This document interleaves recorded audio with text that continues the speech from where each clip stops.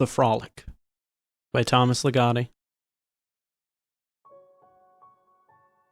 In a beautiful home, in a beautiful part of town, the town of Knowlegate, site of the state prison, Dr. Monk examined the evening newspaper while his young wife lounged on a sofa nearby, lazily flipping through the colorful parade of a fashion magazine.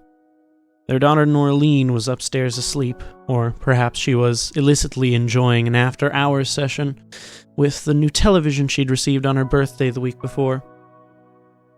If so, her violation went undetected by her parents in the living room, where all was quiet. The neighborhood outside the house was quiet too, as it was night and day. All of Knowlegate was quiet, for it was not a place with much of a nightlife, save perhaps at the bar where the prison's correctional officers congregated. Such persistent quiet made the doctor's wife fidgety with her existence in a locale that seemed light years from the nearest metropolis. But thus far, Leslie did not complain of the lethargy of their lives. She knew her husband was quite dedicated to his new professional duties in this new place. Perhaps tonight, though, he would exhibit more of those symptoms of disenchantment with his work that she had been meticulously observing in him of late. "How did it go today, David?" she asked, her radiant eyes peeking over the magazine cover, where another pair of eyes radiated a glossy gaze. "You were pretty quiet at dinner." "It went about the same," said Dr. Monk, without lowering the small-town newspaper to look at his wife. "Does that mean you don't want to talk about it?" He folded the newspaper backwards, and his upper body appeared. "That's how it sounded, didn't it?" "Yes, it certainly did. Are you okay?" Leslie asked, laying aside the magazine on the coffee table and offering her complete attention. "Severely doubting. That's how I am." He said this with a kind of far-off reflectiveness. Leslie now saw a chance to delve a little deeper. "Anything particularly doubtful?" "Only everything," he answered. "Shall I make us drinks?" "That would be much appreciated." Leslie walked to another part of the living room and from a large cabinet pulled out some bottles and some glasses. From the kitchen, she brought out a supply of ice cubes in a brown plastic bucket. The sounds of drink-making were the only intrusion upon the living room's plush quiet. The drapes were drawn on all the windows, except the one in the corner where an Aphrodite sculpture posed. Beyond that window was a deserted street-lighted street and a piece of moon above the opulent leafage of spring trees. "Here you go. A little drinky for my hard-working darling," she said, handing him a glass that was very thick at its base and tapered almost undetectably towards its rim. "Thanks. I really needed one of these." "Why? Problems at the hospital?" "I wish you'd stop calling it a hospital. It's a prison, as you well know." "Yes, of course." "You could say the word prison once in a while." "All right, then. How's things at the prison, dear? Boss on your case? Inmates acting up?" Leslie checked herself before things spiraled into an argument. She took a deep gulp from her drink and calmed herself. "I'm sorry about the snideness, David." "No, I deserved it. I'm projecting my anger onto you. I think you've known for some time what I can't bring myself to admit." "Which is?" Leslie prompted. "Which is that maybe it was not the wisest decision to move here and take this saintly mission upon my psychologist's shoulders." Her husband's remark indicated an even more acute mood of demoralization than Leslie had hoped for. But somehow his words did not cheer her the way she thought they would. She could distantly hear the moving van pulling up to the house, but the sound was no longer as pleasing as it once was. "You said you wanted to do something more than treat urban neuroses, something more meaningful, more challenging." "What I wanted, masochistically, was a thankless job, an impossible one. And I got it." "Is it really that bad?" Leslie inquired, not quite believing she asked the question with such encouraging skepticism about the actual severity of the situation. She congratulated herself for placing David's self-esteem above her own desire for a change of venue, important as she felt this was. "I'm afraid it is that bad. When I first visited the prison psychiatric unit and met the other doctors, I swore I wouldn't become as hopelessly cynical as they were. Things would be different with me. I overestimated myself by a wide margin, though. Today, one of the orderlies was beaten up again by two of the prisoners, patients.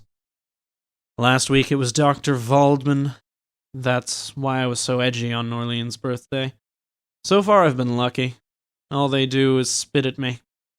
Well, they can all rot in that hellhole as far as I'm concerned. David felt his own words lingering atmospherically in the room, tainting the serenity of the house. Until then, their home had been an insular haven beyond the contamination of the prison, an imposing structure outside the town limits. Now its psychic imposition transcended the limits of physical distance. Inner distance constricted, and David sensed the massive prison walls shadowing the cozy neighborhood outside. "You know why I was late tonight?" he asked his wife. "No. Why?" "Because I had an overlong chat with a fellow who hasn't got a name yet." "The one you told me about, who won't tell anyone where he's from or what his real name is?" "That's him. He's the standout example of the pernicious monstrosity of that place. A real beauty, that guy. One for the books. Absolute madness paired with a sharp cunning. Because of his cute little name game, he was classified as unsuitable for the general prison population, and thus we in the psychiatric session ended up with him. According to him, though, he has plenty of names, no less than 1,000, none of which he's condescended to speak in anyone's presence. It's hard to imagine that he has a name like everyone else, and we're stuck with him. No name at all." "Do you call him that? No name?" "Maybe we should, but no. We don't." "So, what do you call him, then?" "Well, he was convicted as John Doe, and since then everyone refers to him as that. They've yet to uncover any official documentation on him. It's as if he just dropped out of nowhere. His fingerprints don't match any record of previous convictions. He was picked up in a stolen car parked in front of an elementary school. An observant neighbor reported him as a suspicious character, frequently seen in the area. Everyone was on the alert, I guess, after the first few disappearances from the school. And the police were watching him just as he was walking a new victim to his car. That's when they made the arrest. But his version of the story is a little different. He says he was fully aware of his pursuers and expected, even wanted, to be caught, convicted, and put in a penitentiary. Why? Why? Who knows? When you ask a psychopath to explain himself, it only becomes more confusing. And John Doe is chaos itself. "What do you mean?" asked Leslie. Her husband emitted a short burst of laughter and then fell silent, as if scouring his mind for the right words. "Okay, here's a little scene from an interview I had with him today. I asked him if he knew why he was in prison. 'For frolicking,' he said. 'What does that mean?' I asked. His reply was, 'Mean, mean, mean. You're a meanie, that's what you are.' The childish ranting somehow sounded to me as if he were mimicking his victims.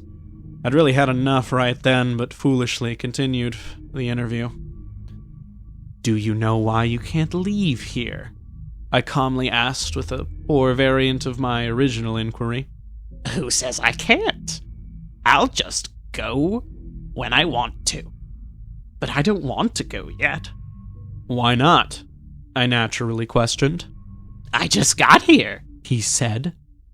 'Thought I'd take a holiday. Frolicking the way I do can be exhausting sometimes. I want to be in with all the others. Quite a rousing atmosphere, I expect. When can I go with them? When can I?' Can you believe that? It would be cruel, though, to put him in general population. Not to say he doesn't deserve such cruelty. The average inmate doesn't look favorably on Doe's kind of crime. They see it as reflecting badly on them, being that they're just your garden variety armed robbers, murderers, and whatnot. Everyone needs to feel they're better than someone else. There's really no predicting what would happen if we put him in there and the others found out what he was convicted for. So he has to stay in the psychiatric unit for the rest of his term? Asked Leslie. He doesn't think so. Being interred in a maximum security correctional facility is his idea of a holiday, remember? He thinks he can leave whenever he wants. And can he? Asked Leslie, with a firm absence of facetiousness in her voice. This had always been one of her weightiest fears about living in a prison town. That not far from their own backyard there was a horde of fiends plotting to escape through what she envisioned as rather papery walls. To raise a child in such surroundings was the prime objection she had to her husband's work. I told you before, Leslie, there have been very few successful escapes from that prison. If an inmate does get beyond the walls, his first impulse is always one of practical self-preservation. So, he tries to get as far away as possible from this town, which is probably the safest place to be in the event of an escape. Anyway, most escapees are apprehended within hours after they've broken out. What about a prisoner like John Doe? Does he have a sense of practical self-preservation? Or would he rather just hang around and do what he does somewhere that's conveniently located? Prisoners like that don't escape in the normal course of things. They just bounce off the walls, but not over them. You know what I mean? Leslie said she understood, but this did not in the least lessen the potency of her fears, which found their source in an imaginary prison, in an imaginary town, one where anything could happen as long as it approached the hideous. Morbidity had never been her strong suit, and she loathed its intrusion on her character. And for all his ready reassurance about the able security of the prison, David also seemed to be profoundly uneasy. He was sitting very still now, holding his drink between his knees, and appearing to listen for something. "What's wrong, David?" asked Leslie. "I thought I heard a sound." "A sound like what?" "Can't describe it exactly. A faraway noise." He stood up and looked around, as if to see whether the sound had left some telltale clue in the surrounding stillness of the house.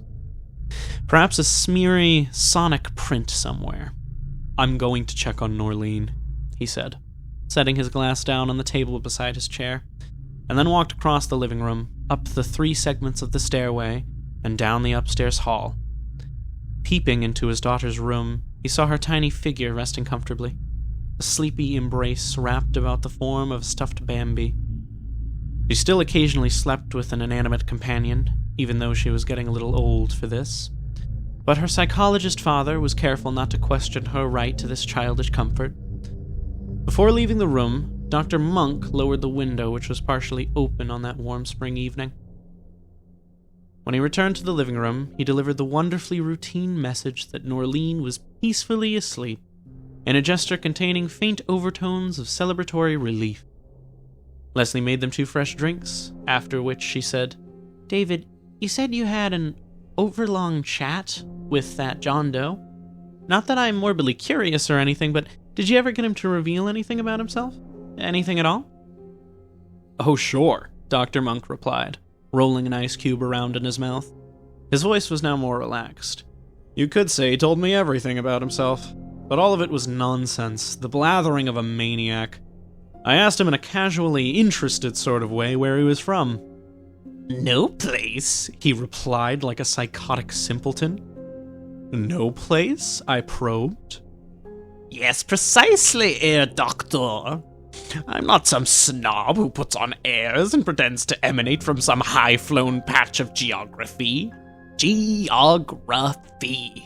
That's a funny word. I like all the languages you have."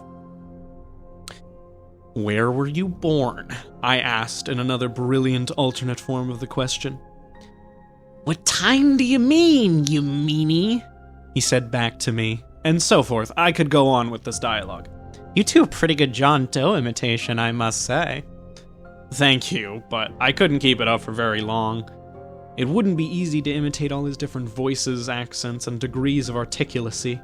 He may be something akin to a multiple personality, I'm not sure. I'd have to go over the tapes of my interviews with him to see if any patterns of coherency turn up. Possibly something the detectives could use to establish who this guy really is. The tragic part is that knowing Doe's legal identity is a formality at this point. Just tying up loose ends. His victims are dead, and they died horribly. That's all that counts now." Sure, he was somebody's baby boy at one time, but I can't pretend to care anymore about biographical details, the name on his birth certificate, where he grew up, what made him the way he is. I'm no aesthete of pathology. It's never been my ambition to study mental disease without effecting some improvement. So why would I waste my time trying to help someone like John Doe, who doesn't live in the same world as we do, psychologically speaking? I used to believe in rehabilitation, not a purely punitive approach to criminal behavior. But those people, those things at the prison, are only an ugly stain on our world. The hell with them. Just plow them all under for fertilizer, I say. Dr. Monk then drained his glass until the ice cubes rattled. Want another? Leslie asked, with a smooth, therapeutic tone to her voice. David smiled now, his illiberal outburst having purged him somewhat of his ire. Let's get drunk and fool around, shall we? Leslie collected her husband's glass for a refill. Now there was reason to celebrate, she thought. David was not giving up his work from a sense of ineffectual failure, but from anger. An anger that was melting into indifference. Now everything would be as it had been before. They could leave the prison town and move back home. In fact, they could move anywhere they liked. Maybe take a long vacation first. Treat Norleen to some sunny place. Leslie thought of all these things as she made 2 more drinks in the quiet of that beautiful room. This quiet was no longer an indication of soundless stagnancy, but a delicious, lulling prelude to the promising days to come. The indistinct happiness of the future glowed inside her along with the alcohol. She was gravid with pleasant prophecies.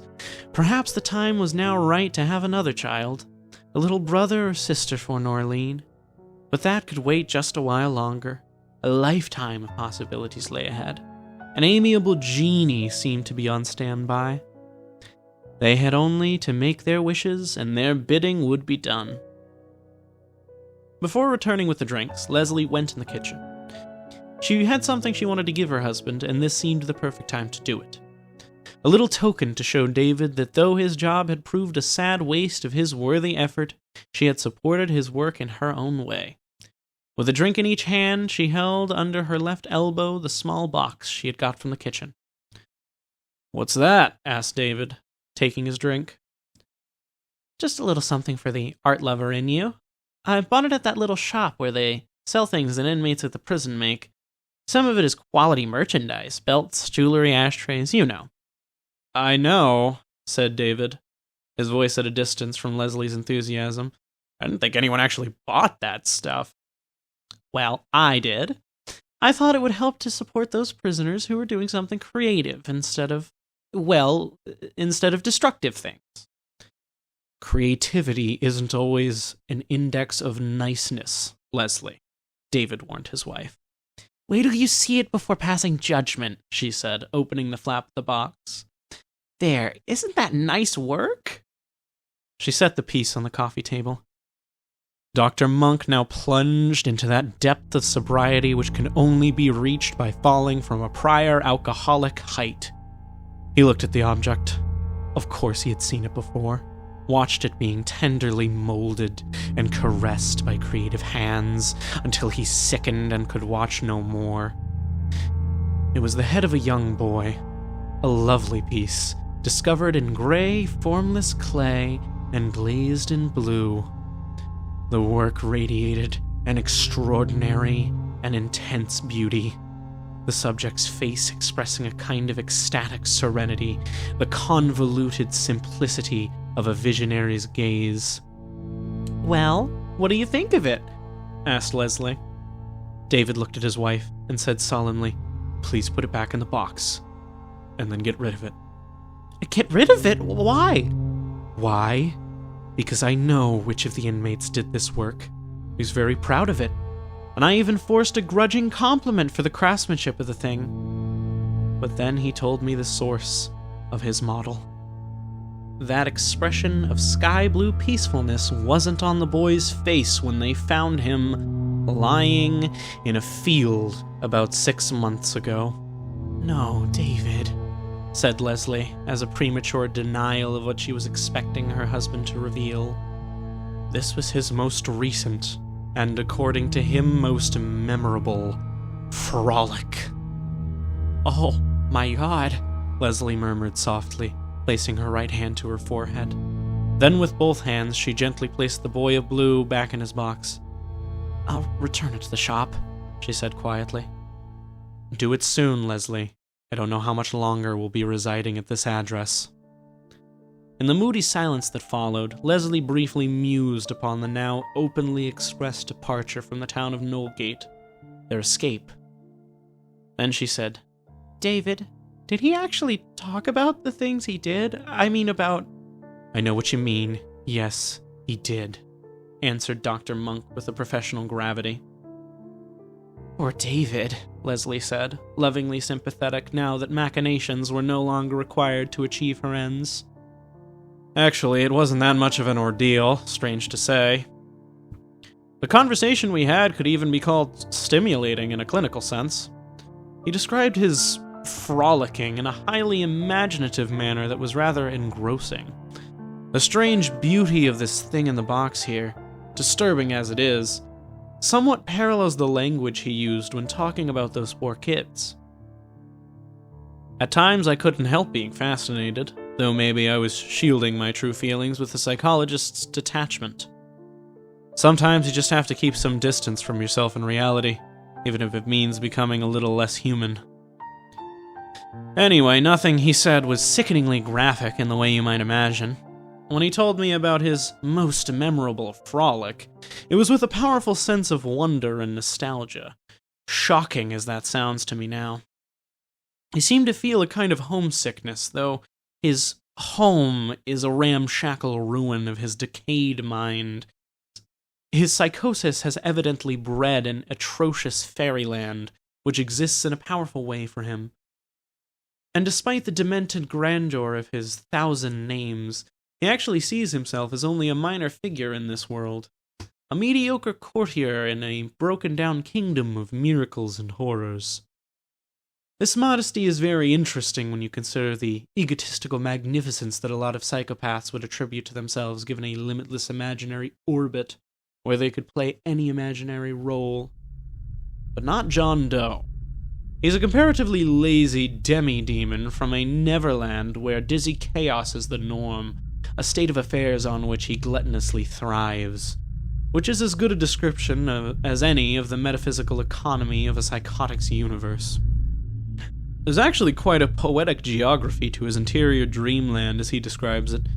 He talked about a place that sounded like a cosmos of crooked houses and littered alleys, a slum among the stars, which may be his distorted rendering of a life spent growing up in a shabby neighborhood, an attempt on his part to recast the traumatic memories of his childhood into a realm that crossbreeds a mean street reality with a fantasy world of his imagination, a phantasmagoric mingling of heaven and hell. This is where he does his frolicking, with what he calls his awestruck company. The place where he took his victims might possibly have been an abandoned building, or even an accommodating sewer. I say this based on his repeated mentioning of the jolly river of refuse and the jagged heaps and shadows, which could certainly be mad transmutations of a literal wasteland, some grubby and secluded environment that his mind turned into a funhouse of bizarre marvels. Less fathomable are his memories of a moonlit corridor where mirrors scream and laugh, dark peaks of some kind that won't remain still, a stairway that's broken in a very strange way. Though the last one fits in with the background of a dilapidated slum, there is always a paradoxical blend of forsaken topographies and shining sanctuaries in his mind. Almost a self-hypnotic... Dr. Monk caught himself before continuing in this vein of reluctant admiration. But despite all these dreamy backdrops in Doe's imagination, the mundane evidence of his frolics still points to crimes of a very familiar, down-to-earth type.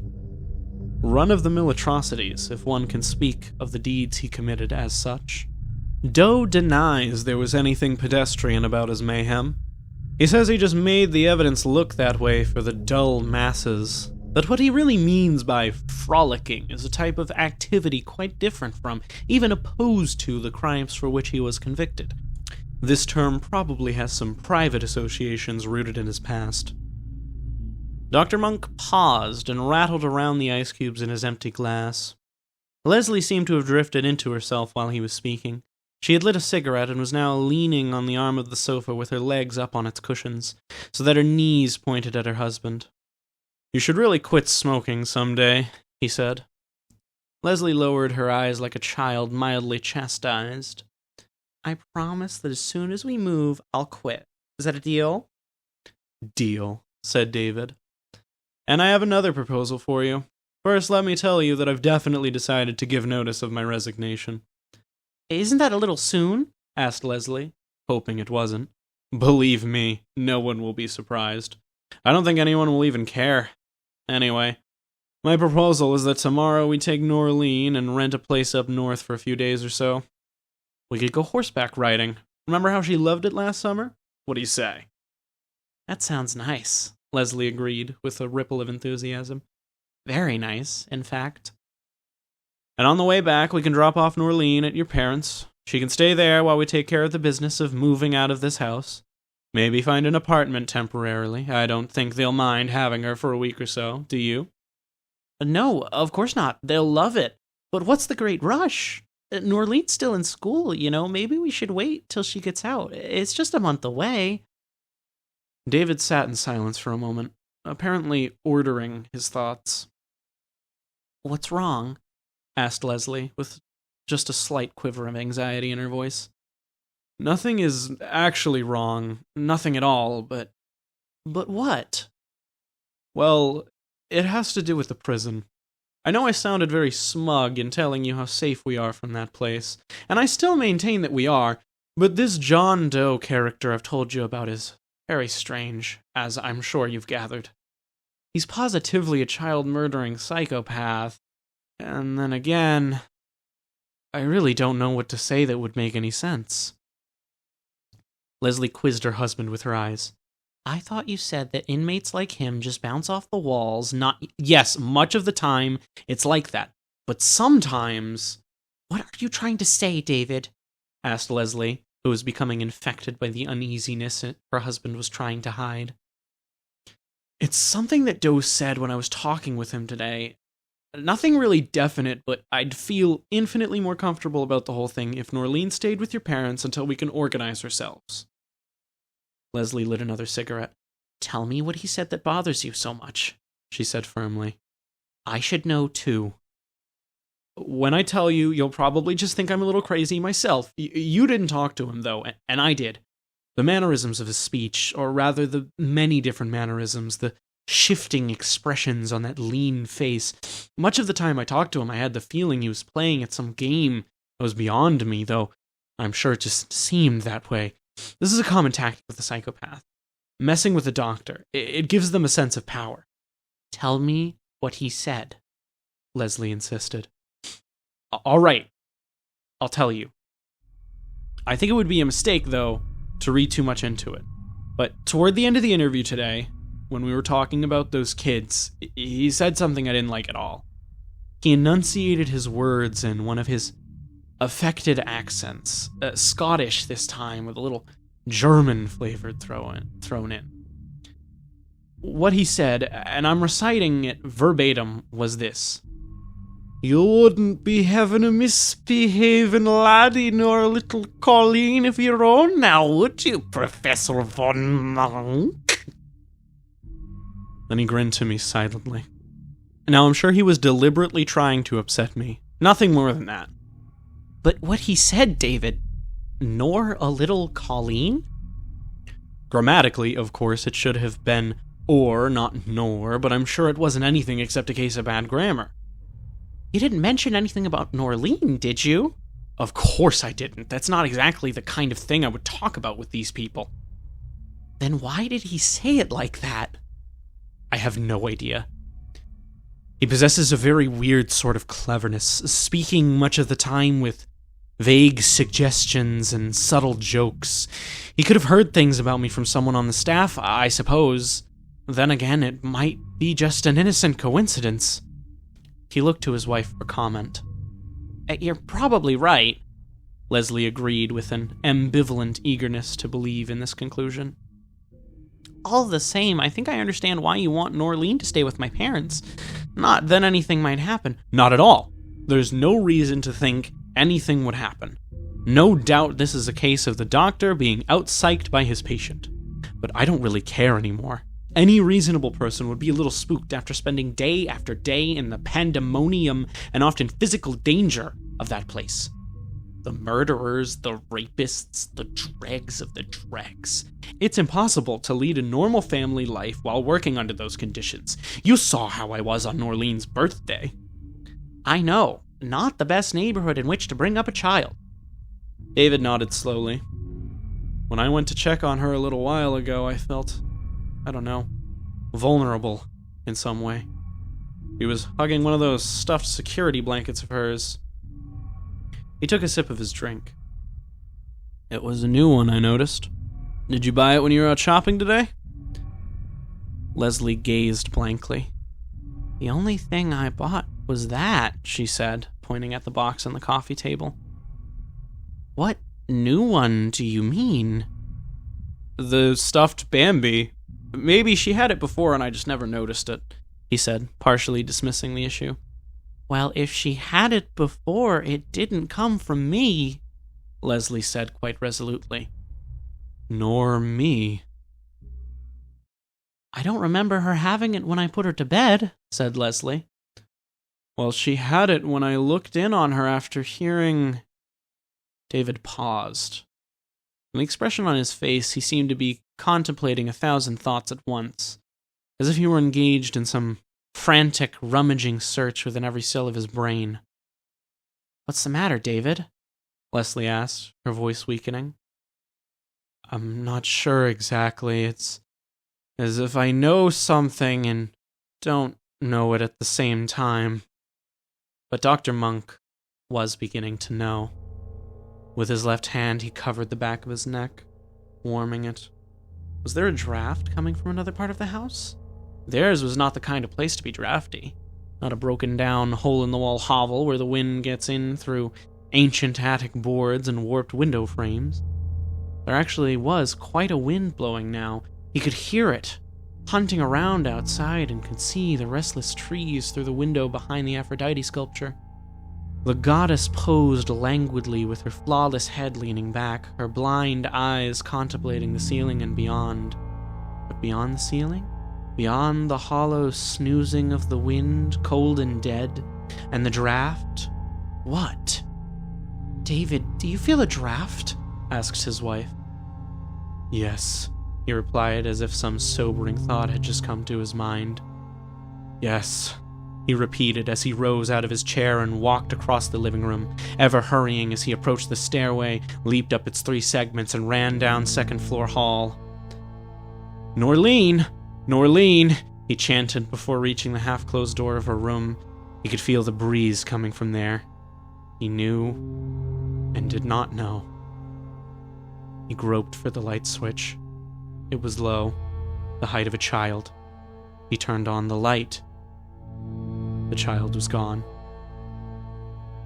Across the room, the window was wide open. The white translucent curtains flapping upwards on the invading wind.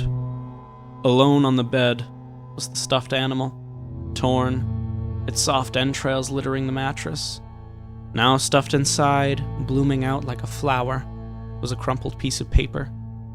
And Dr. Monk could discern within the folds of that page a fragment of the prison's letterhead. But the note was not a typed message of official business. The handwriting varied from a neat italic script to a child's scrawl. He desperately stared at the words for what seemed a timeless interval without comprehending their message. Then finally, the meaning of the note sank heavily in. Dr. Monk, read the note from inside the animal. We leave this behind in your capable hands. For in the black foaming gutters and back alley of paradise, in the dank windowless gloom of some intergalactic cellar, in the hollow pearly whirls found in sewer-like seas, in starless cities of insanity, and in their slums, my awestruck little dear and I have gone frolicking. See you. Anon, Jonathan Doe. David? He heard his wife's voice inquire from the bottom of the stairs. Is everything all right? Then the beautiful house was no longer quiet, for there rang a bright, freezing scream of laughter, the perfect sound to accompany a passing anecdote of some obscure hell.